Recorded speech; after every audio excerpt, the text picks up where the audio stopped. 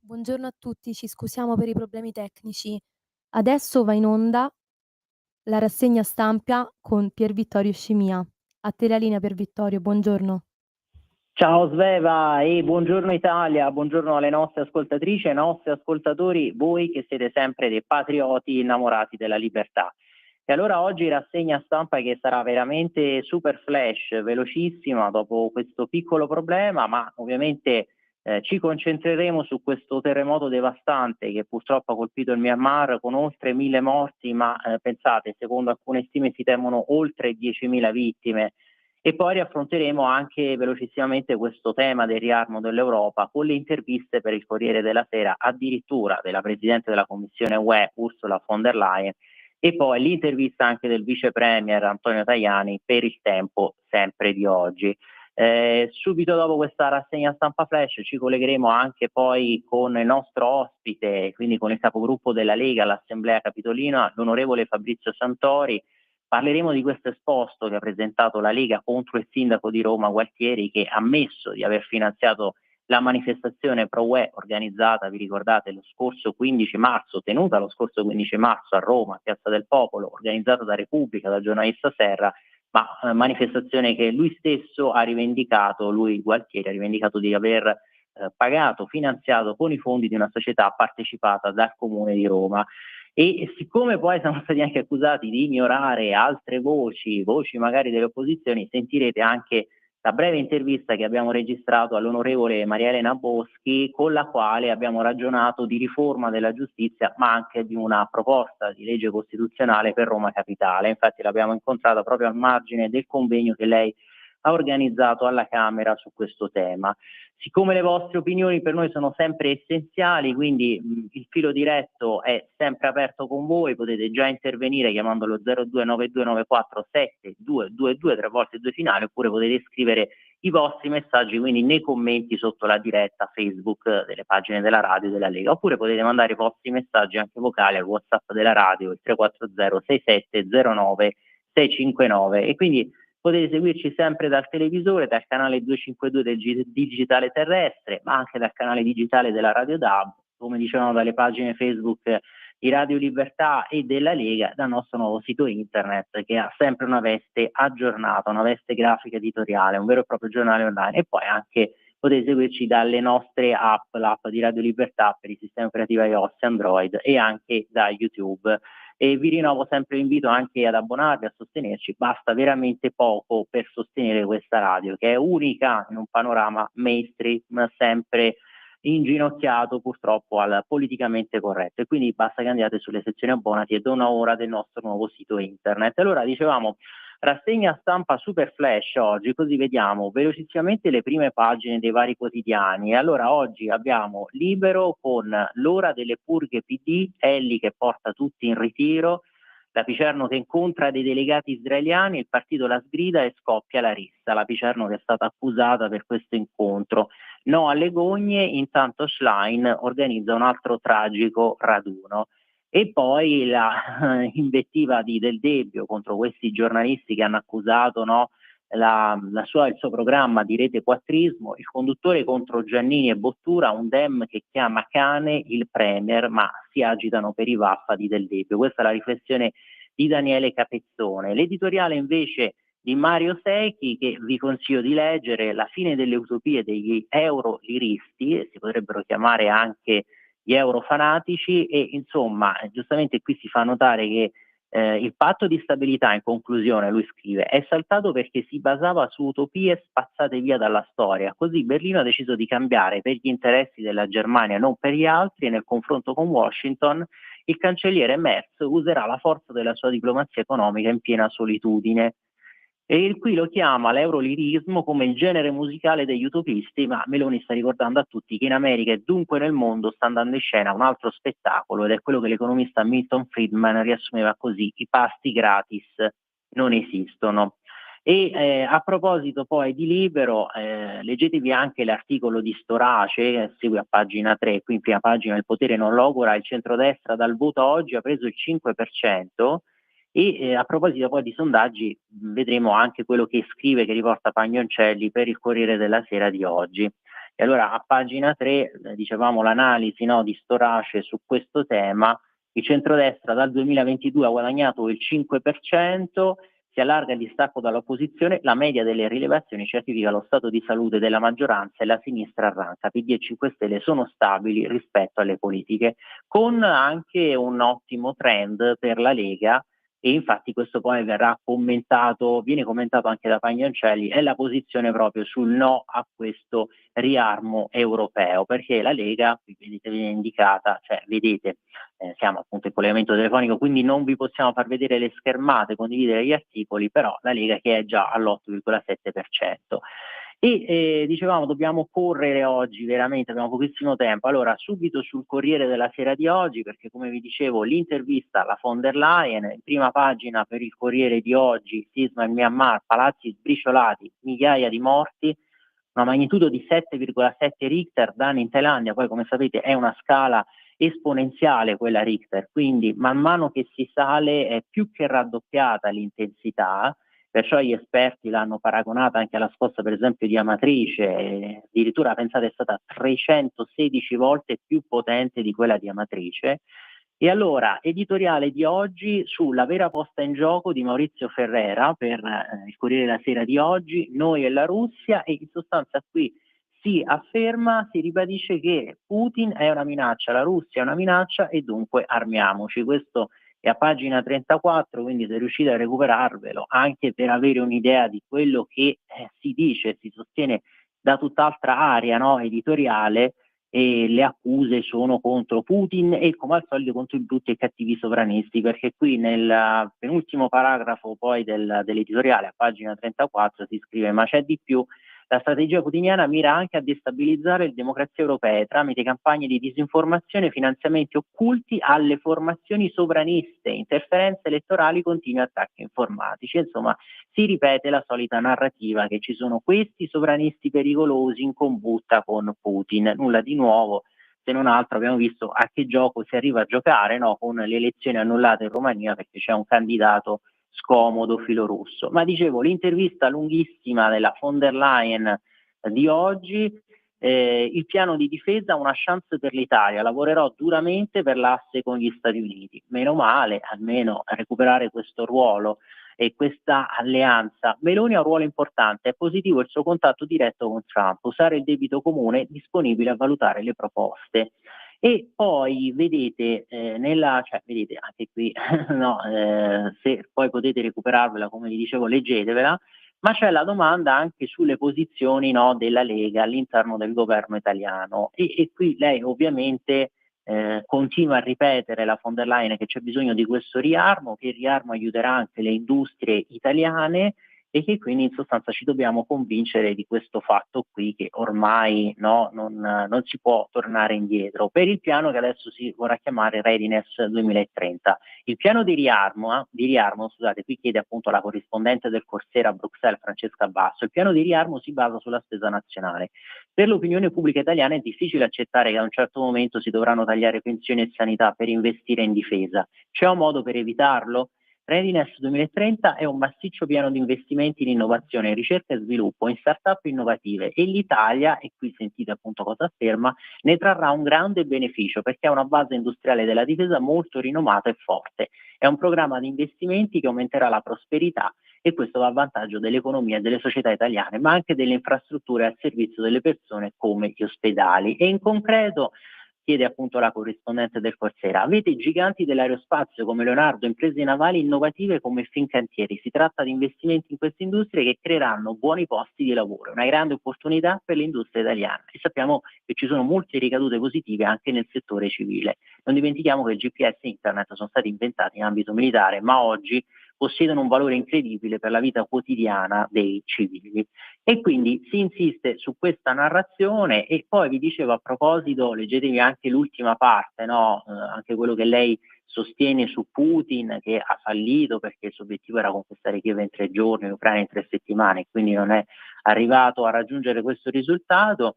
Ma per il Corriere della Sera di oggi vi dicevo anche no, l'analisi dei sondaggi con Nando Pagnoncelli e quindi andate all'interno perché c'è intanto i 7 giorni di Verderami a pagina 15 sulle difficoltà del PD, voti in Europa, un congresso a rate per il PD, tutte queste tensioni e poi l'analisi appunto dei sondaggi. A pagina 14 vi dicevo appunto il PD che scende al 21,5%, crescono Lega e 5 Stelle, il peso della difesa UE. I Dem che perdono l'1,1%, il partito di Salvini al 9%, quello di Conte al 13,8%. E quindi si individua in questa opposizione al riarmo, opposizione no, della Lega e del Movimento 5 Stelle, la causa primaria, principe di questa risalita. Infatti qui vedete scritto il conflitto e i cambiamenti in questo mese sembrano determinati dal tema del riarmo, ma siccome il tempo sta scadendo per noi per questa mini rassegna stampa flash, andiamo subito sulla verità di oggi. Prima pagina, vedete Macron che chiede già l'oro alla patria perché sta pensando a questo piano adesso con il quale convogliare il risparmio privato dei francesi proprio per finanziare il riarmo. Il leader francese a fine corsa si camuffa da generale e il ministro dell'economia lancia un fondo su cui far convogliare anche il risparmio privato, l'allarmismo bellico e il nuovo terrorismo climatico. Come col Green serve una nazione per attrarre quattrini. Di questo se ne occupa Maurizio Belpietro a pagina 3, ma leggete anche poi la riflessione di Francesco Borgonovo a pagina 2 della Verità di oggi. Mentre aspettano di giocare con le truppe, giocano con le parole, i cosiddetti rassicuratori. Giustamente il nostro direttore Giovanni Sallusti aveva detto qui chi ci può rassicurare al massimo è appunto l'America, sono gli Stati Uniti con la loro capacità infinita di proiezione internazionale e di proiezione militare. Quindi pagina 2, l'articolo di Borgonovo, vedete qui lui scrive Meloni ha criticato il modo in cui è stato definito il progetto della von der Leyen, riarmo, quindi poi si era suggerito di cambiarlo. I popoli europei però, aggiunge Borgonovo, non sono idioti, non abboccano al gioco dei tre nomi. E infatti qui è uno scenario proprio orwelliano, come conclude Borgonovo, non c'è nemmeno da scomodare George Orwell, orwelliano nel senso che si cambiano i termini, si cambiano i sostantivi, si vuole far passare la guerra per pace, come no, succede nelle distopie orwelliane con questa manipolazione continua. E però lui conclude, qui Borgonovo giustamente scrive, questi giochini verbali erano già ridicoli ai tempi della scolastica medievale, figura di oggi. Per fortuna di Ursula e di Macron i popoli europei non sono idioti e quindi non abboccano a questo gioco delle tre carte, dei tre nomi. I fenomenali eurocrati possono battezzarsi come desiderano, chi siano davvero e cosa vogliono lo sappiamo tutti. E a pagina 3 vi dicevo l'editoriale di Belpietro proprio su questa narrazione, dopo il Green usano i carri armati per fregarci i quattrini, Macron, a cui da tempo prudono le mani, si sente un piccolo Napoleone, spiega appunto Belpietro, e sogna di mostrare i muscoli con l'invio di truppe francesi in Ucraina, ma i soldati da soli non bastano e dunque urge rinfoltire l'arsenale. Operazione che però costa assai, siccome la Francia ha le casse vuote, ecco trovato il modo di riempirle. Qual è questo piano, no? Di mobilitazione del risparmio privato? Parigi emetterà obbligazioni per finanziare questo piano di riarmo, una specie di oro alla patria, da offrire con congelamento del capitale per almeno 5 anni e senza garanzie di rendimento. E contro Macron e contro questo piano di riarmo, poi adesso ci colleghiamo con fra poco il nostro ospite, facciamo sentire anche l'intervista invece della Boschi su questi altri temi, ma volevo leggere con voi anche per dare conto no, delle voci di altre aree, l'editoriale, una parte dell'editoriale di Travaglio per il Fatto Quotidiano di oggi, in prima pagina qui l'Europa invia i militari, pronto lo stato di guerra, qui si vedono i vari Merz, Starmer, von der Leyen e Macron vestiti da militari, approvvigionamenti ufficiali dei volenterosi sul terreno, l'Unione Europea che aggiorna il piano su energia e viveri e poi a proposito invece dell'offensiva ucraina, l'offensiva russa di primavera che è attesa, temuta dagli ucraini e Mosca che invece sostiene violata la tregua sul gas a Kursk. E allora, conclusione quindi dell'editoriale per oggi sul Fatto Quotidiano di Travaglio e qui si sostiene, si ribadisce che appunto la Nato, l'Unione Europea, gli Stati Uniti e Kiev avevano promesso nei primi anni 90 a Yeltsin che non ci sarebbe stata questa espansione della Nato e quindi per questo la dottrina militare russa non cambia. Sì, dimmi Sveva. L'ospite è in linea. Ah, perfetto. E allora ringraziamo subito l'onorevole Fabrizio Santori, ricordiamo capogruppo della Lega a Campidoglio all'Assemblea Capitolina, capogruppo della Lega. Onorevole, ci sente? Buongiorno a voi e a tutti i radioascoltatori. Grazie mille per essere qui con noi, è un vero onore. Grazie a voi. Sappiamo di tutti, grazie, di tutti i suoi impegni politici e istituzionali.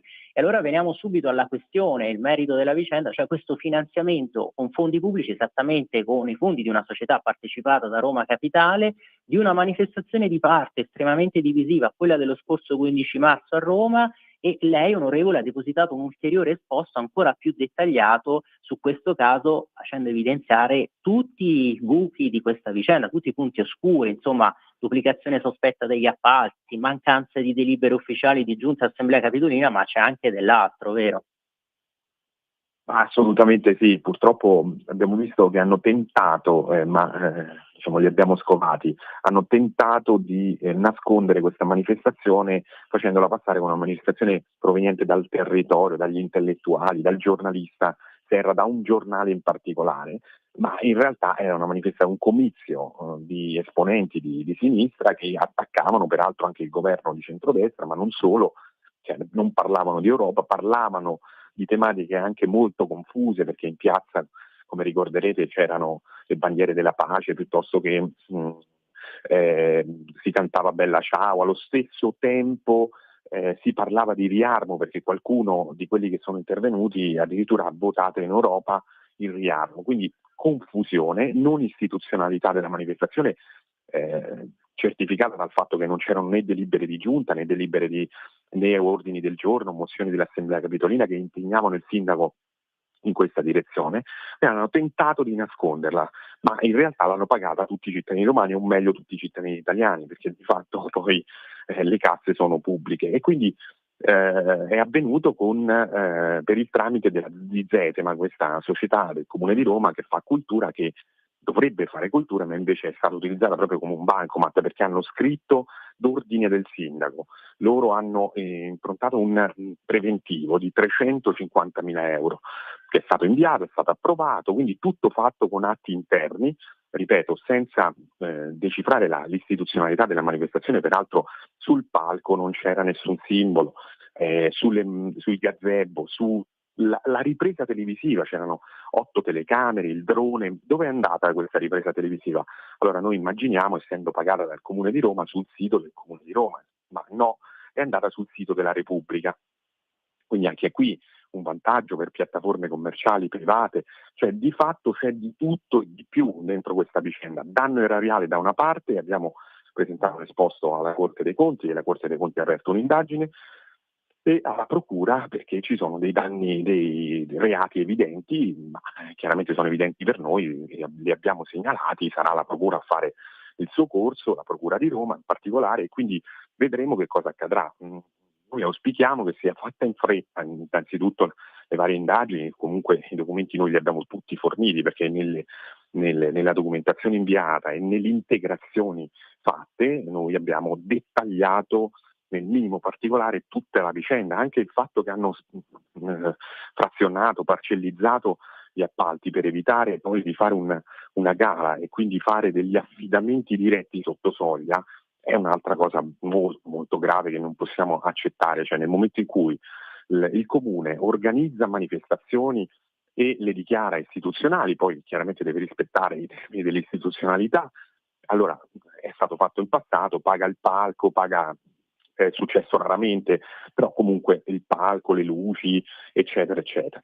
Nel momento in cui invece non lo fa, non possiamo accettare tutto questo. Peraltro ci sono associazioni, realtà, comitati che chiedono aiuto all'amministrazione per organizzare piccole manifestazioni, iniziative di piazza, e invece gli viene sempre negato: no, dovete passare per un bando e deve essere fatto tutto in maniera regolare. Va benissimo, certo, però poi dopo loro sono i primi a fare questo tipo di azioni, quindi noi non ci stiamo in questo modo così scorretto di poter gestire le situazioni, peraltro a nostro avviso con situazioni penali rilevanti.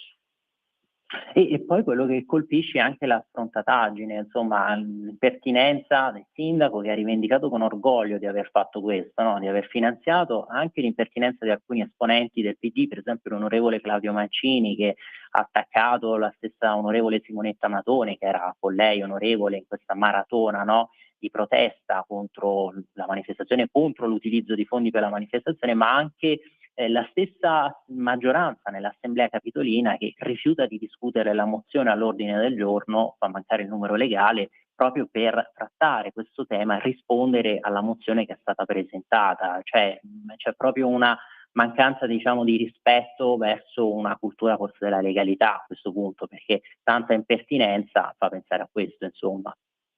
Sì, ma poi pensano di essere impuniti. Allora, se, come ha detto l'onorevole Mancini del Partito Democratico, Sì. che poi è colui che ha scelto il sindaco Gualtieri, cioè è il tutore protettore del sindaco in termini politici, chiaramente, questo lo dicono tutti, ma se lo ha scelto e comunque continua a agire in questo modo e dice nel suo comunicato che lo sport è quello di presentare esposti, per poi dire che la procura apre un'indagine perché è un atto dovuto, non è vero. Cioè, dice cose false, perché intanto offende la magistratura e bene, e poi si sentono impuniti perché tanto dicono noi orgogliosamente abbiamo fatto questa manifestazione, ma non c'è dubbio, cioè tu puoi fare quello che vuoi, però con i tuoi soldi, soprattutto se poi vai sui profili commerciali, puoi fare quello che vuoi se non lo puoi fare con i soldi dei cittadini romani se non dichiari l'istituzionalità. Ci sono delle condizioni da rispettare, ma perché? Non perché uno vuole immettere burocrazia nelle questioni, perché la burocrazia c'è solo per i cittadini e le imprese. Per quanto riguarda chi vuole fare una cosa politicamente, allora con orgoglio la rivendica, scrive le letterine interne e ottiene quello che vuole. Allora questa cosa non va bene.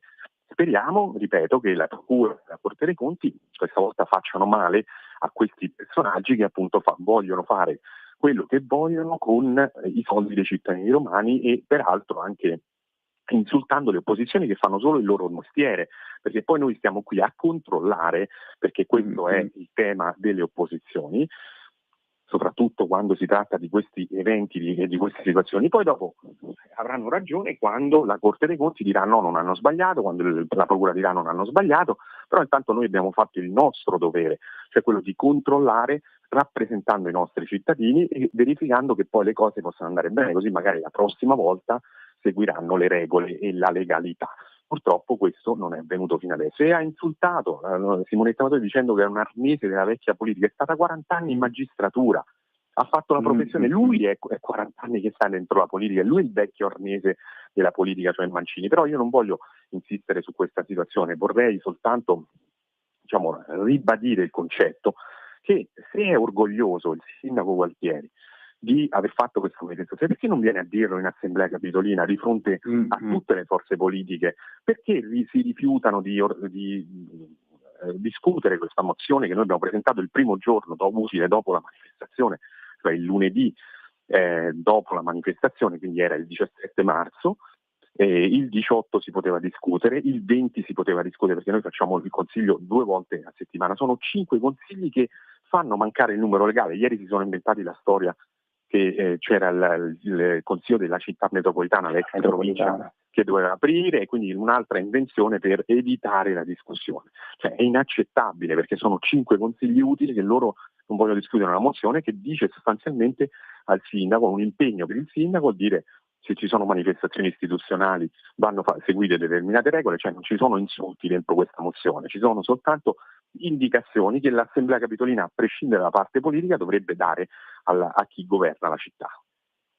Assolutamente sì, ma poi questa mancanza, no, di rispetto delle regole si vede anche in quello che è successo ieri, un altro scandalo, cioè il varo del regolamento per la valorizzazione del patrimonio disponibile della città di Roma. Anche di questo lei se ne è occupato, onorevole Santori, perché appunto l'Assemblea l'ha varato, la Lega l'aveva bocciato questo regolamento, ma addirittura è stato modificato dalla maggioranza con emendamenti dell'ultimo minuto scritti persino a penna, quindi aggiunti così, e consente la regolarizzazione di situazioni insomma pesantemente irregolari, quindi rischia di essere proprio un danno per tutti quei cittadini onesti che invece aspettano che sia loro assegnato un alloggio, ma vengono poi sempre scavalcati dagli occupanti abusivi, insomma quelle categorie coccolate dalla sinistra.